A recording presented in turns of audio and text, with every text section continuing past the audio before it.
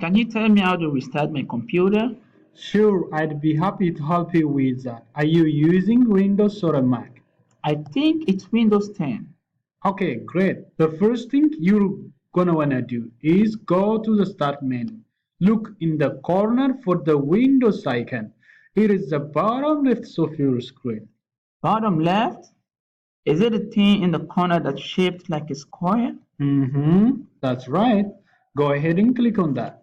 Okay, got it.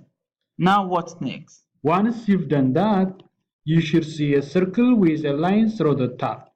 The power button thing? Yep, you've got it. Go ahead and click on that. Okay, I see where it says restart. Click on that. Yep, exactly. Did that do the trick? Looks like it did. Great. Is there anything else I can help you with? Not right now. Thanks for your help.